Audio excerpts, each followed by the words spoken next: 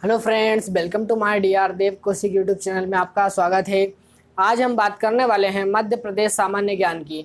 जो मध्य प्रदेश सामान्य ज्ञान में हम देख रहे थे मध्य प्रदेश का भूगोल, उस भूगोल के अंतर्गत देखा था हमने मध्य उच्च प्रदेश, और मध्य उच्च प्रदेश के अंतर्गत हमारे जो पठार थे उन पठारों को हमने देखा था। तो आज जो बचे हुए पठार हैं उन्हें आज हमें देखना है। तो हम देखते हैं बुंदेलखंड का पठार, मालवा का पठार और नर्मदा सोन घाटी हमें देखना है। तो हम देखते हैं बुंदेलखंड का पठार आखिर क्या है। तो बुंदेलखंड के पठार की स्थिति देखते हैं कि क्या है। तो इसकी स्थिति है 24 डिग्री 06 मिनट उत्तरी अक्षांश से 26 डिग्री 22 मिनट उत्तरी अक्षांश से 77 डिग्री 51 मिनट 80 डिग्री 20 मिनट पूर्वी देशांतर के मध्य इसकी स्थिति बुंदेलखंड की है। अब बात करें तो यह बुंदेलखंड का पठार, यह असमान ऊंचाइयों वाला क्षेत्र है। यह क्या है? असमान ऊंचाइयों वाला क्षेत्र है। इसकी कोई समान ऊंचाई नहीं है। यह इस पठार के उत्तर में क्या है? इस पठार के उत्तर में है यमुना का मैदान। इस पठार के उत्तर में है यमुना का मैदान और दक्षिण में है विंध्याचल प्रदेश। इस पठार के उत्तर में यमुना का मैदान और दक्षिण में है विंध्याचल प्रदेश।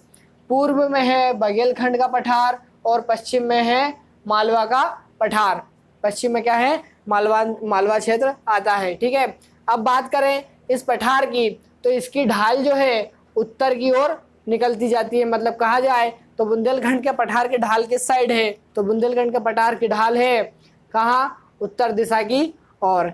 अब बात करें यहाँ के जलवायु की, तो बुंदेलखंड के पठार की जलवायु है सर्दियों में अधिक सर्दी और गर्मियों में अधिक गर्मी होती है। ठीक है। साथ ही साथ जलवायु के साथ देखें तो यहाँ की वर्षा जो होती है 75 सेंटीमीटर से लेकर 103 सेंटीमीटर तक जो है कि बुंदेलखंड के पठार की वर्षा होती है। क्लियर हुआ? अब देखें हम यहाँ पर मिट्टी, जब बारिश होगी तो मिट्टी को भी देखना जरूरी है हमें। तो मिट्टी की बात करें तो यहाँ पर मिट्टी कौन सी पाई जाती है? तो यहाँ पर मिट्टी पाई जाती है लाल पीली मिट्टी। ठीक है। अब जब यहाँ पर देखिए हमने तो चट्टाने भी देखने को बनता है। तो बात करें हम चट्टाने की, तो यहाँ पर चट्टाने ग्रेनाइट व नीस की चट्टाने कहाँ पर? बुंदेलखंड के पठार में पाई जाती है। क्लियर हुआ? अब जब चट्टाने हैं तो यहाँ पर नदियाँ भी होगी। तो नदियाँ कौन कौन सी है वो भी देख लेते हैं। तो नदियाँ कौन कौन सी है? सिंध, बेतवा, धसान, सिंधु, इस प्रकार की ये 4 नदियाँ कहाँ है? बुंदेलखंड के पठार के अंतर्गत आती है। क्लियर हुआ?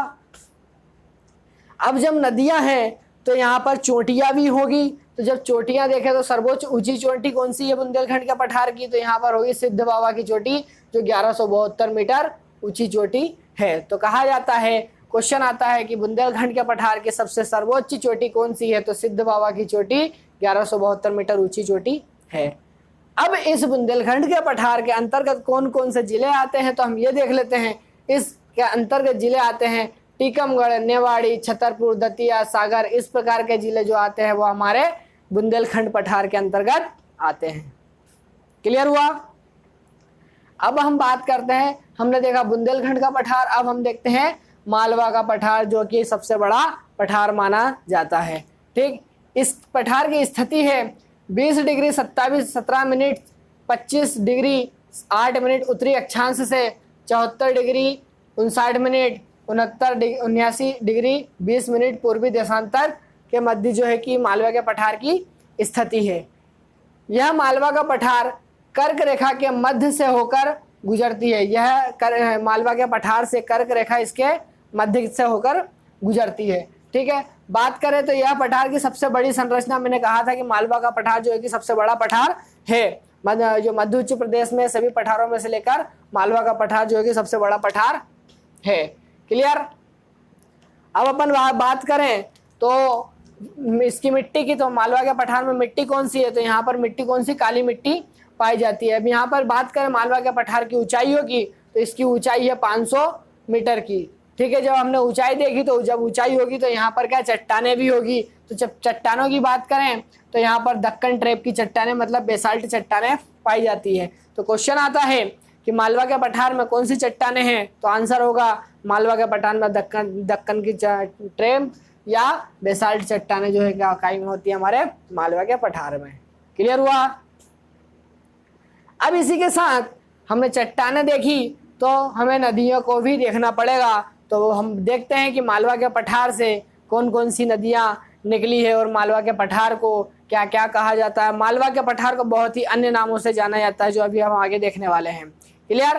तो देखते हैं यहाँ की नदियाँ। तो यहाँ सबसे पहले चंबल नदी, सिप्रा, बेतवा, पार्वती, काली सिंध, इस प्रकार की आदि नदियाँ जो है कि चंबल के मालवा के पठार से निकलती है। क्लियर हुआ।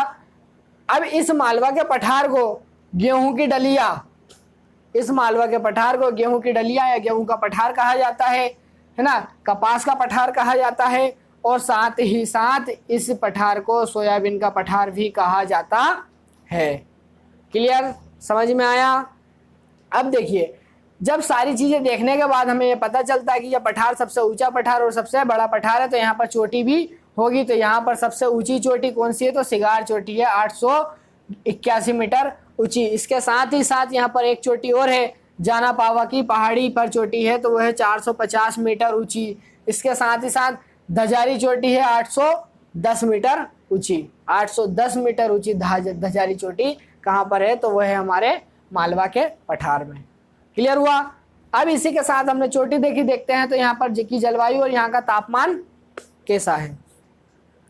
तो यहाँ की जलवायु का तापमान है 40 डिग्री से लेकर 42 डिग्री तक यहाँ का तापमान रहता है। और वर्षा की बात करें तो यहाँ 75 डिग्री 75 सेंटीमीटर से 125 सेंटीमीटर तक जो है कि यहाँ पर मालवा के पठार में वर्षा होती है।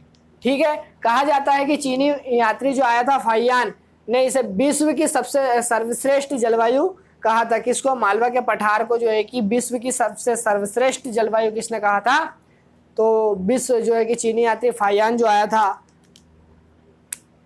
इन्होंने कहा था मालवा के पठार को कि विश्व की सर्वश्रेष्ठ जलवायु कौन सा पठार की, तो मालवा के पठार को मालवा के पठार की कहा जाता है।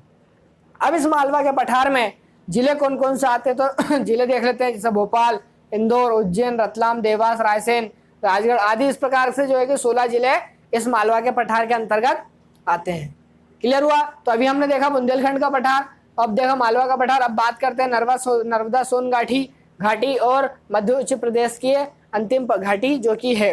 तो इस नर्मदा सोन घाटी की स्थिति है 22 डिग्री 30 मिनट उत्तरी अक्षांश से 23 डिग्री 45 मिनट उत्तरी अक्षांश से 74 डिग्री पूर्वी देशांतर से 81 डिग्री 30 मिनट पूर्वी देशांतर के मध्य इसकी नर्मदा सोन घाटी की स्थिति है। क्लियर। अब यह नर्मदा सोन घाटी मध्य प्रदेश के केंद्र में स्थित एक भ्रंश क्षेत्र है। मध्य प्रदेश के केंद्र में स्थित एक भ्रंश क्षेत्र है। इसमें नर्मदा घाटी अधिक लंबी, इस भ्रंश में नर्मदा घाटी अधिक लंबी और जबकि सोन घाटी सब सक्रिय है। क्लियर। कहा जाता है कि यह मध्य प्रदेश की नर्मदा सोन घाटी मध्य प्रदेश के केंद्र में स्थित एक भ्रंश घाटी क्षेत्र जो है, इसमें नर्मदा घाटी सबसे अधिक लंबी और सोन घाटी सक्रिय मानी जाती है। क्लियर हुआ। अब बात करें यहाँ की जलवायु की, तो यहाँ की जलवायु है 10 सेंटीमीटर 10 डिग्री से 40 डिग्री तक की जो है कि यहाँ पर गर्मी होती है। और वर्षा की बात करें तो 70 सेंटीमीटर से 140 सेंटीमीटर तक जो है कि यहाँ पर वर्षा होती है। कहाँ पर, नर्मदा सोन घाटी में। क्लियर हुआ। अब जब वर्षा इतनी होती है तो यहाँ पर मिट्टी को भी देखने को बनता है, क्योंकि मिट्टी ज़्यादा होगी तो मिट्टी यहाँ पर होती है काली, गहरी काली। एक तो काली मिट्टी होती है और साथ ही साथ यहाँ पर गहरी काली मिट्टी भी होती है। काली गहरी काली नहीं है, यहाँ काली मिट्टी भी अलग है और गहरी काली मिट्टी भी अलग है। इस प्रकार से काली और गहरी काली मिट्टी यहाँ पर नर्मदा सोन घाटी में पाई जाती है। अब इस घाटी में बात ही नाम ही है उसका नर्मदा सोन घाटी, तो यहाँ पर नदियों का जो है कि स्थान होगा। तो नदियाँ कौन सी है देख लेते हैं, नर्मदा, सोन, ताप्ती और तवा। इस प्रकार के 4 नदियाँ नर्मदा सोन घाटी के अंतर्गत आती है। क्लियर हुआ। अब हम बात करें यहाँ पर बसे जिले या नगर की, तो इस नर्मदा सोन घाटी के अंतर्गत बड़वानी, मंडला, डिंडोरी, जबलपुर, नरसिंहपुर, होशंगाबाद, हरदा, इस प्रकार के जो है कि अन्य जिले इस नर्मदा सोन घाटी के अंतर्गत बसे हुए हैं। क्लियर हुआ। तो आज की क्लास में हमने देखा मध्य उच्च प्रदेश के जो जितने पठार बचे हुए थे, बुंदेलखंड का पठार, मालवा का पठार और नर्मदा सोन घाटी, ये आज की क्लास में हमने क्लियर किया है। तो मैं आशा करता हूँ कि आप लोगों को मेरी द्वारा आज का क्लास पढ़ाया हुआ बहुत ही अच्छा समझ में आया होगा। यदि आप लोगों को कुछ समझ में नहीं आया हो तो प्लीज़ आप लोग कमेंट बॉक्स में आकर कमेंट कीजिएगा, और साथ ही साथ आप लोग कुछ अलग तरीके से पढ़ना चाहते हो तो आप लोग वो भी मुझे बताइए, तो मैं उस तरीके से पढ़ाने की कोशिश करूँगा, ठीक है। और हाँ, यदि आप लोगों को मेरा पढ़ाने का तरीका अच्छा लगा हो तो प्लीज़ आप लोग इसे वीडियो को लाइक, शेयर और सब्सक्राइब जरूर करें। धन्यवाद। Well done.